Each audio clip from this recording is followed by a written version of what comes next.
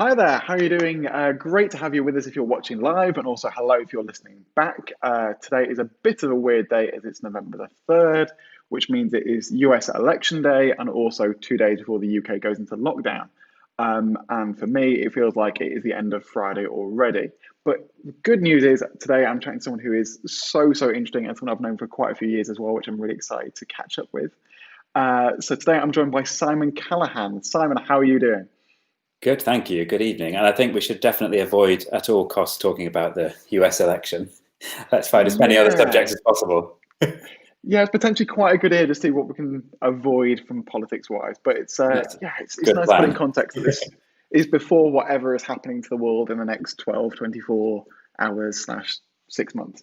Exactly. We'll Um, keep things very positive. exactly, which is great.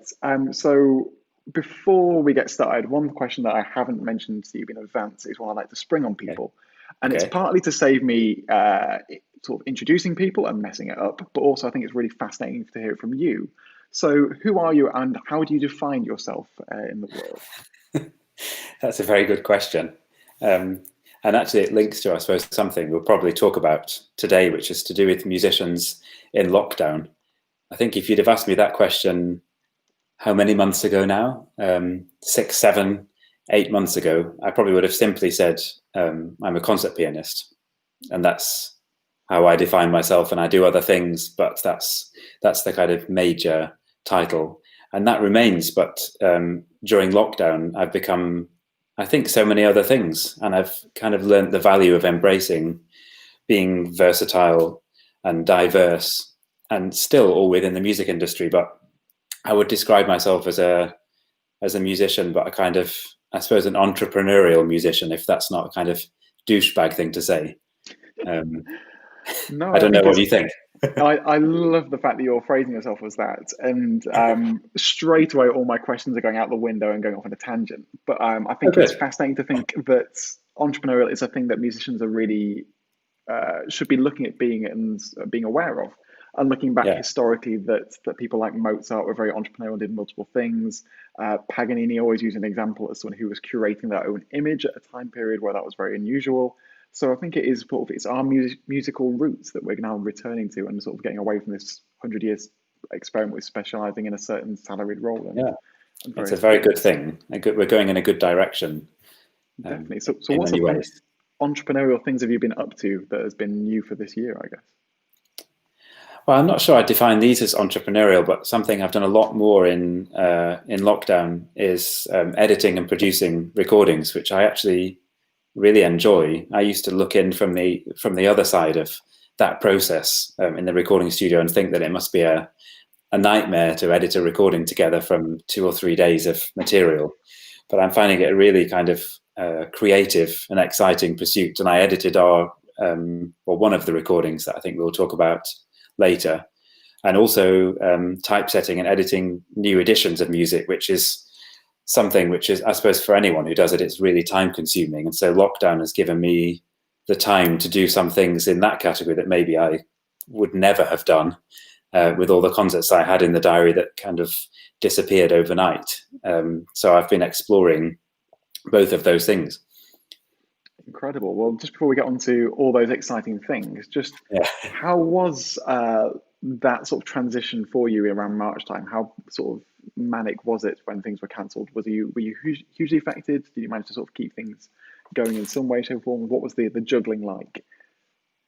I think a bit of both. I did think myself lucky in the beginning not to be a musician who only does concerts. And I mean, I have huge respect for those people because they, before lockdown, were making a living from performing.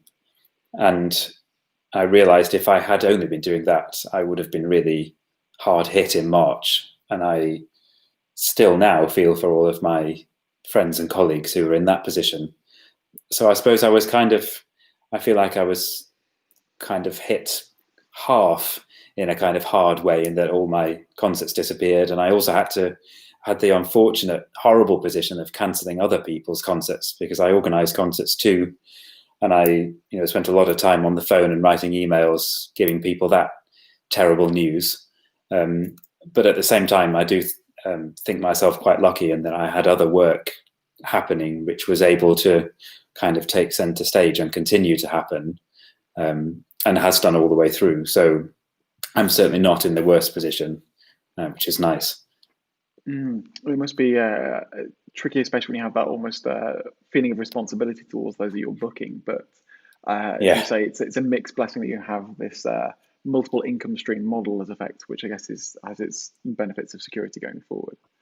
Yeah, I think a lot of musicians are probably, well, we're hearing all of these kind of stories of doom about musicians leaving the profession, and I'm sure many of them are. But I'm hoping that what's going to happen more actually is that musicians are going to kind of broaden their profession and stick to music, which is what we all love.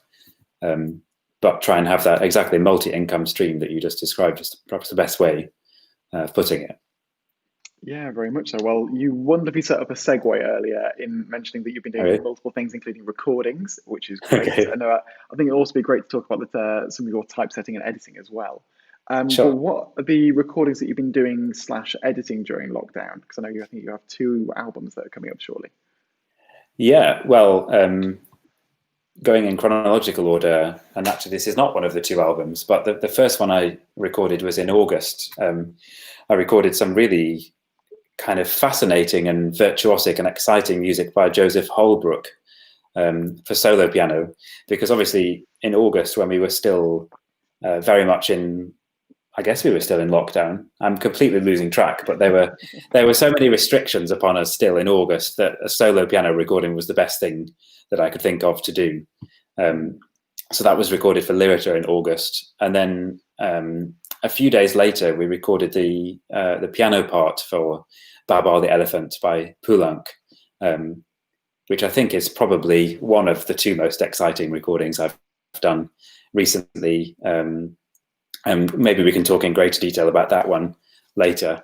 But then I think the second of the 2 you're talking about is the Dyson solo piano music, which is a 2-disc set for Somme of all of George Dyson's solo piano music, which we recorded, I think, back in January, in a world which seems kind of a long way away and very different to where we are right now.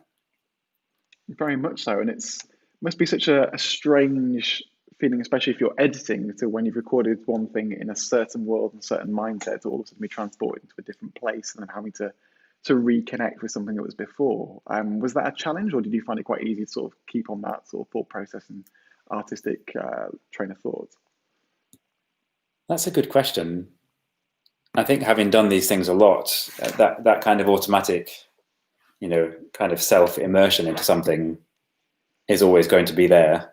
The one thing I didn't find easy to kind of jump back into after lockdown was practicing. And that's been another big benefit of having these recordings, because I think, and I've spoken to a lot of musician friends, that when there's no concert coming up, kind of, we still love our instruments, but that feeling of a deadline was something that really kept us all going and has kept me going for the last, 25 years. And suddenly that absence of a deadline did kind of reduce my inspiration a little bit. So the recording and the editing process has kind of boosted me through all of the last few months. I guess it's almost in a way sort of when you're going on holiday and trying to get beach body ready. And if you're regularly going on holiday in the same way, you kind of keep that effort going. But if it all of a sudden go into winter time like we are now and it's dark, you can't travel anywhere, you might as well open the Pringles and not really focus on getting match fit. Exactly. Yeah, it's a strange analogy. I'm not entirely sure why I went there, but I guess it's a good one, because I've also started. I've got myself a personal trainer during lockdown. Oh, really?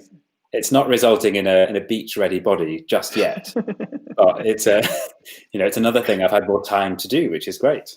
Definitely, and I guess it's. I know it's been a mixed blessing for musicians, and I know there's several that I've spoken to who've said that in a bizarre way they've enjoyed the change of pace. And I know that they've been in situations where they've been lucky enough to either have other income come in, or that the world is not on fire around them. So I guess if those situations, there is quite a relentless pace as a freelance musician or as a salaried musician. So I guess there's benefits to both of these going forwards. Yeah, I suppose everyone's experienced this, but that was why I got myself a personal trainer, because having the relentless life of a freelance musician, I didn't realize until May or June was exactly what was keeping me from becoming fat. And so I kind of realized around June that maybe I should do something about it. It's quite, I mean, I think everyone, musicians and people from other professions, have realized that lockdown has changed us all mentally and physically.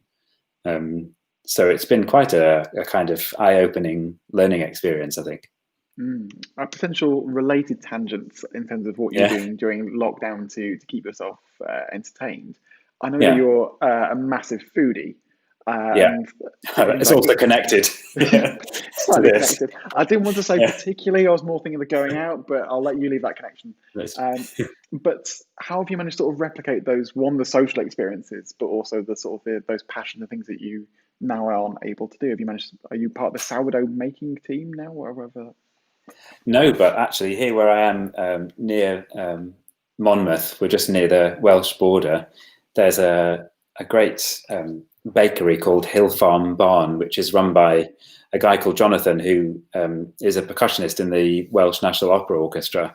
And so I haven't been making my own sourdough, but it's actually been kind of cool to get to know another musician who's diversifying this time into baking. So that's been a kind of cool, a nice way to support a fellow musician, but also an interesting social thing. So these things are kind of still happening, but in a slightly different way. Yeah, certainly. Well, it's great to hear you talk about the recordings and things you've been doing during lockdown. So, Baba the Elephants, why did you choose that as a piece in a recording? Why did you want to do that? Well, this is, it all stems, I think, from a conversation I had with Adrian Farmer, who's the music director at Nimbus Records. And I should say that Nimbus and Lyrita have been really quite generous and supportive to quite a lot of musicians over the last 6 months, in kind of supporting people by letting them use the concert hall, obviously in a socially distanced way, but also continuing to make recordings within guidelines. And so Adrian asked me back at the beginning of lockdown whether there's something that I'd always wanted to do now that there's more time to practice and to think about projects.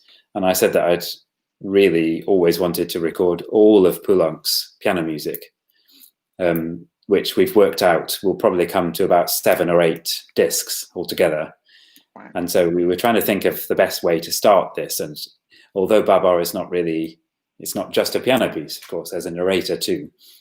We thought a really kind of happy way to start the project would be to record that piece. And I should say, we spent quite a number of hours thinking about who could read the narration.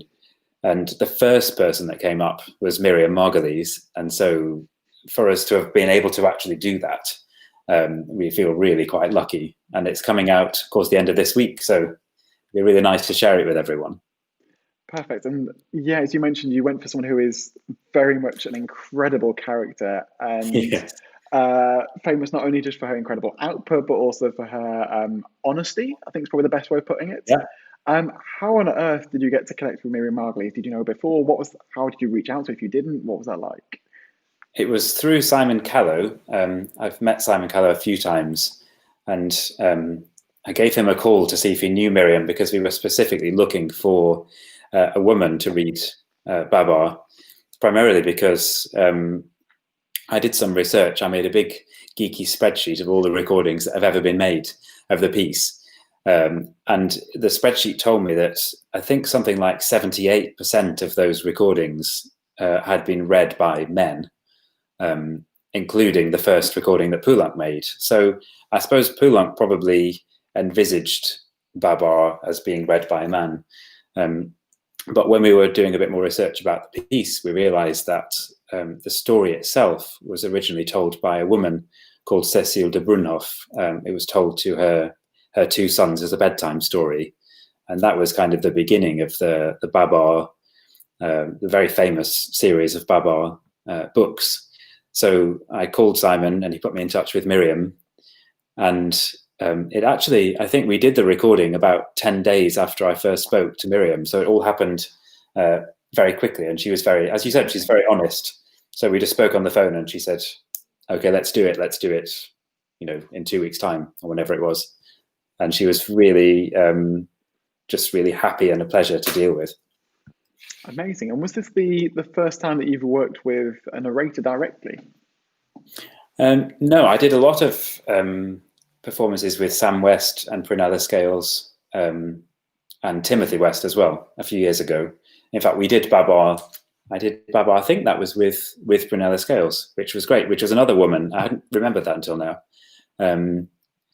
So it's a kind of interesting experience. But of course, lockdown meant that we couldn't invite Miriam to come to Weiss and Concert Hall to record it. So it was a kind of, I don't know, it wasn't difficult, but it wasn't the way we would normally have done it. We recorded the piano part here and then the narration separately and then edited them both together.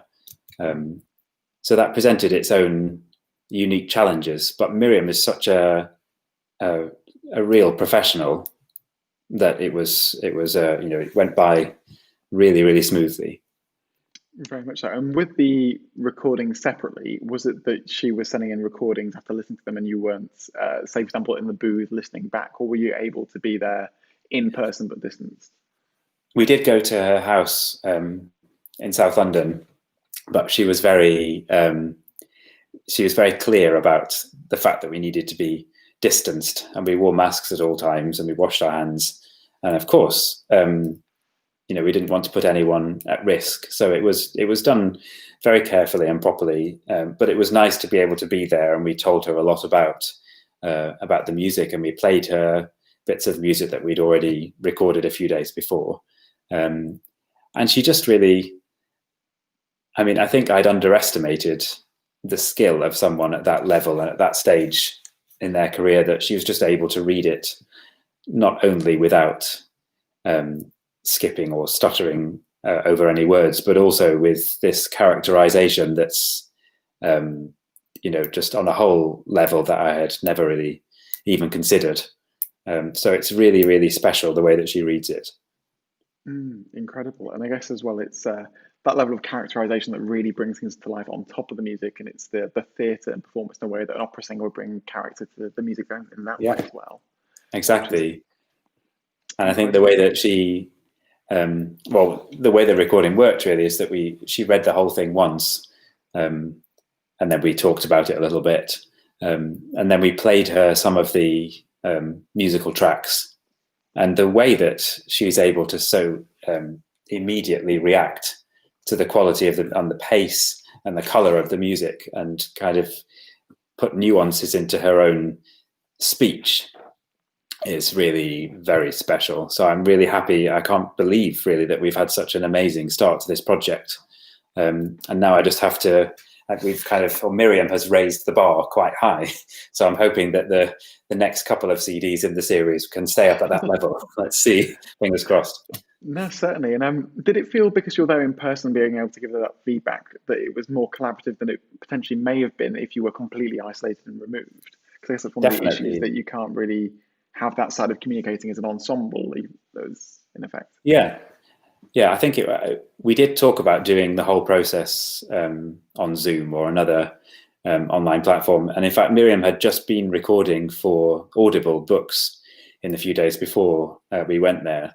And she had that set up to do it remotely. But we just felt that if we could do it and be there, it would be much better. And another thing was that even though she's a kind of world-famous professional actor, she was absolutely open to suggestions and discussion.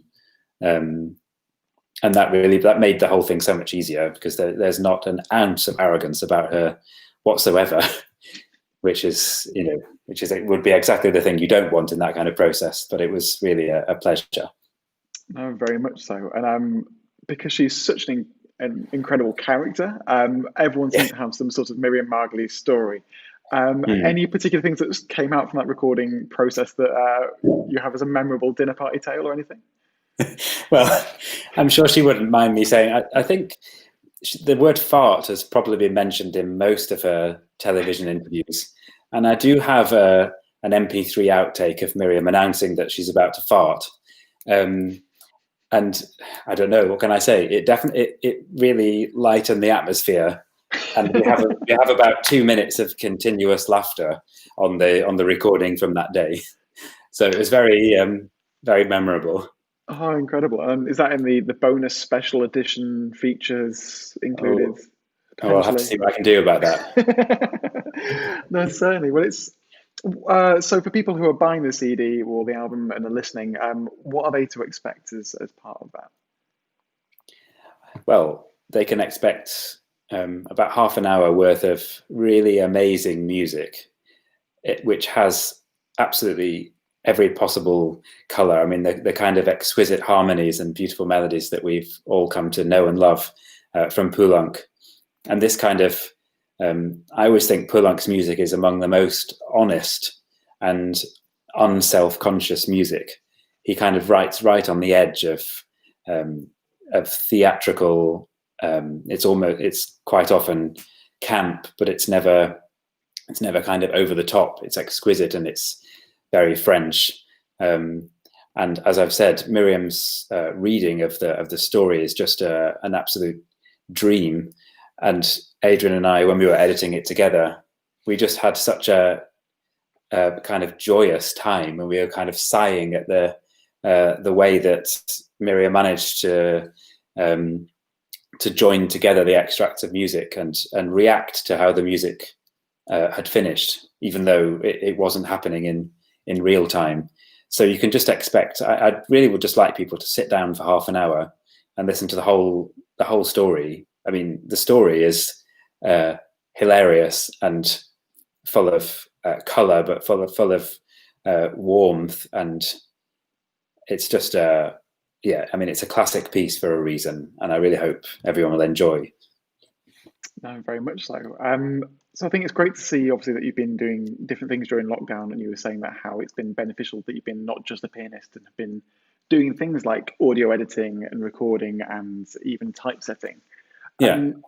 Do you think that these things have helped inform you as a musician going forward, and have they added anything to your performances or your musical output, etc.? Or do you feel it's completely detached in that entire process? No, I don't think anything's completely detached, and that's why actually I've spoken to lots of friends who are also musicians. You know, some of whom kind of what's the word?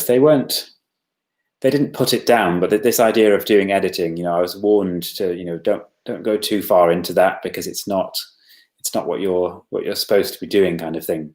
But I feel now actually that more and more each time I've edited something, when I then go to do a recording or even a performance, but particularly recordings, I know so much about what the other side involves that the way that I now prepare is totally different. I mean, it's evolving all the time, I suppose. But a few days ago, I recorded Miaskovsky's cello sonatas with Raphael Wolfish, and I've just been editing that all day today, actually. So it's kind of nice to be a part of both sides of the process. So you don't kind of just do the recording and then hope for the best. But I've got more control. But also in the recording, I knew that I was going to be editing. So I could kind of plan the way I was preparing for the recording in that way, if that makes any sense. Very much so. And I think it's one, I have to have a mini tangent to just be a cello nerd and say it's amazing repertoire. But also, absolutely, it really is. Stunning piece. But just thinking again, going to being that entrepreneurial musician thing, and if you look at things like pop and jazz and rock and R&B that are more entrepreneurial savvy, a lot of those musicians and bands and artists also not only manage themselves and promote, but are very heavily sort of involved in the recording processes and will be producers along the side for themselves and other artists, etc.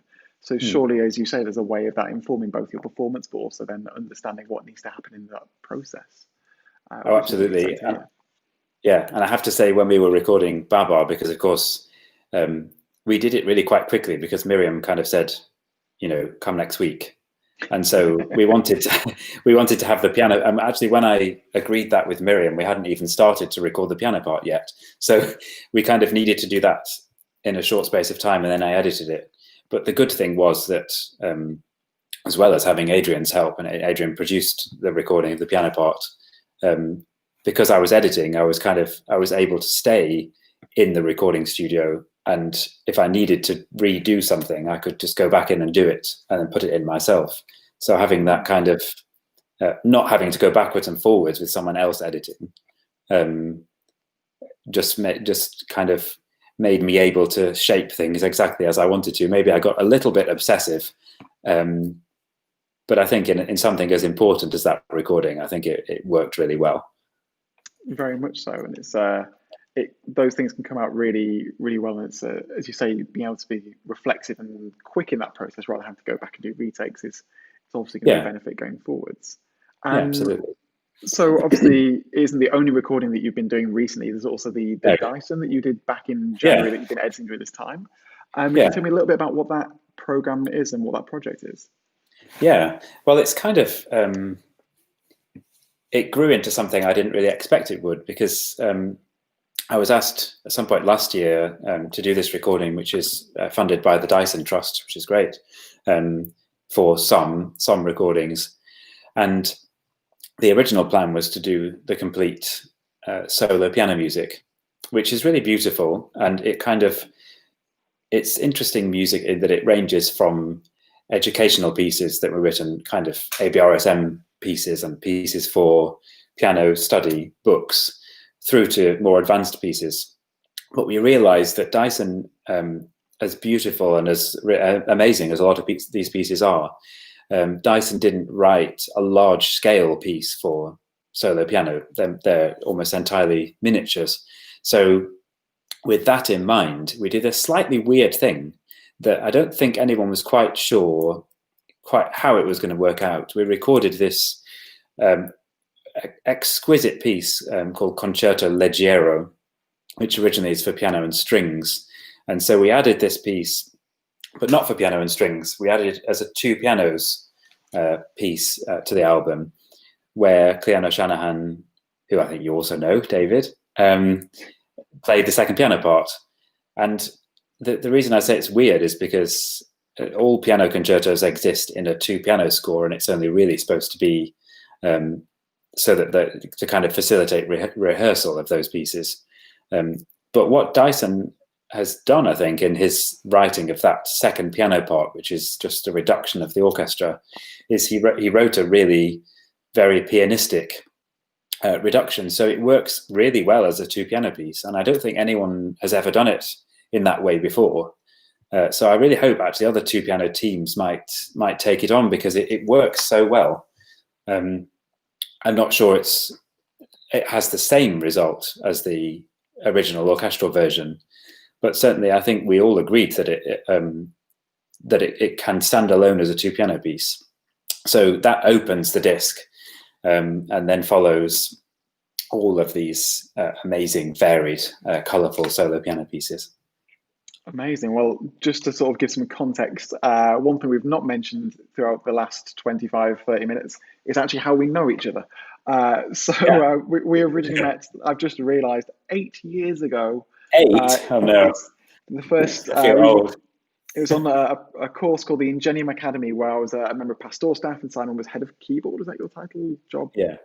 Yeah, which is way back in 2012, which is slightly terrifying. What do you think? Which was was that the first Ingenium? It was the first, going back a long time. But it seems surreal that's such a long time ago now, which is terrifying. Crazy. And Cleona was also one of the members of staff on that course as well.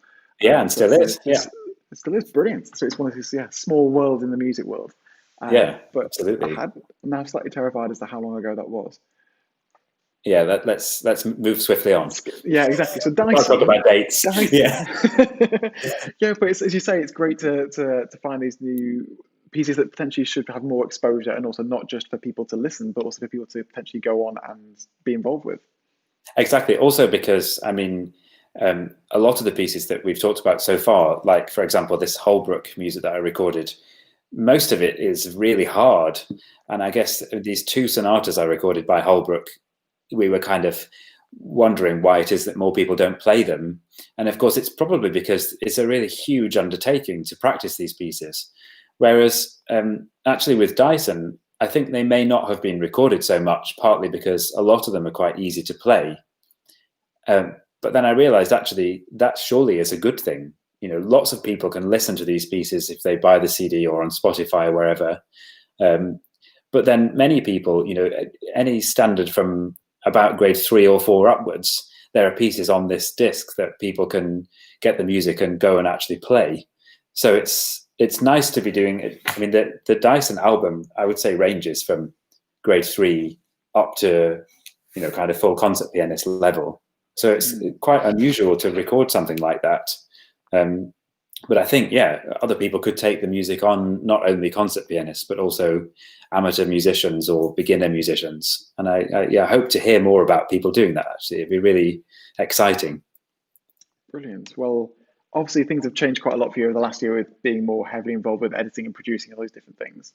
What are the main takeaways that you've learned over the last year from 2020 that you're going to want to take forwards when things go back to normal, in inverted commas? That I don't think I ever want things to go back to normal. I mean, I don't mind if things around me go back to normal. But I realized that, first of all, and I think the same can be said for most of my musician friends, first of all, I didn't take enough care of myself before this period. I didn't see the value in resting. I still don't really deep down know how to stop.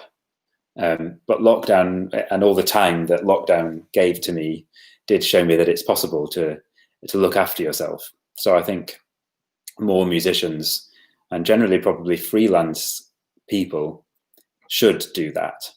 And also it's kind of reinforced my opinion that I already had, really, which was that it doesn't make you less of a musician if you do other things apart from just practicing your instrument and playing solo performances all the time. In fact, I think it's really crucial, not only financially, but also artistically, that we all do that as much as possible. Unless, of course, you happen to be a world famous solo artist who has no need or desire, then that's fine. I don't expect Marta Argerich to edit her own recordings. But I just think it's a really, again, maybe it's a douchey thing to say, but it is enriching, you know, to have this kind of broad overview of the whole business and to take part in more than just one little area of it. No, very much. I think I was going to ask you is your advice for musicians going forward, but I think you've basically summed it up really nicely. It's sort of it's not just what you do as your musical output, but other things you can do to enrich that experience that are potentially related, or potentially things that are even more external than that. Absolutely. And actually, I think is it in a few weeks' time? Yeah, in a few weeks' time, I'm doing a talk for the RNCM for their piano department, and I'm going to talk about the value of being a researcher as well as a performer. And so I think that's another thing. We haven't really talked about this today, but this idea that you don't need to just do what's expected of you and just play the classic pieces that all pianists play, but that actually it's okay to sit in a library for a couple of days, or to be on the internet, or to be printing out scores of music that no one's ever seen. Because it kind of broadens your horizons, and usually leads to, my kind of interest in rare music led to a lot of what we've just talked about happening, and kind of gave me more opportunities than I would have had by just playing Rack 2, which is great. But it's just been a wholly more interesting kind of experience over the last few years. Very much so. I think it's a wonderful point to end on. But before you go, I'm going to let you do a shameless plug. So if anyone who's listening or watching who wants to go out and buy or listen to either Baba or the Dyson album or the Holberg album, where can they go and find them on the internet, and also where can they find you? Well, they can find, my website is simoncallaghan.com. That's a shameless plug. And actually, maybe that's the best way, because on the shop page of my website, there are links to not the Holbrook CD, which is not out until next year, but the Dyson and the Poulenc CDs are both linked there. So that's the best place. Fantastic. Well, definitely highly recommend going to it. From seeing Simon play live and not just in rehearsals, but also in performance of things, can hugely recommend. Incredible pianist. And also, I'm really intrigued to hear just how the Baba turns out with Miriam as well. Yeah, let me know. Um, Definitely. Well, thank you so much for listening and watching. As always, it's great to have you with us. And do let me know what your thoughts are in any of the social media. And as always, all the podcasts are also available on david-taylor.org. And that'll let you know where any and all episodes are on Spotify, Apple Podcasts, and all of that stuff. Well, again, thank you so much. And really hope you Thank can you. join us next time. Thank you for being here, Simon.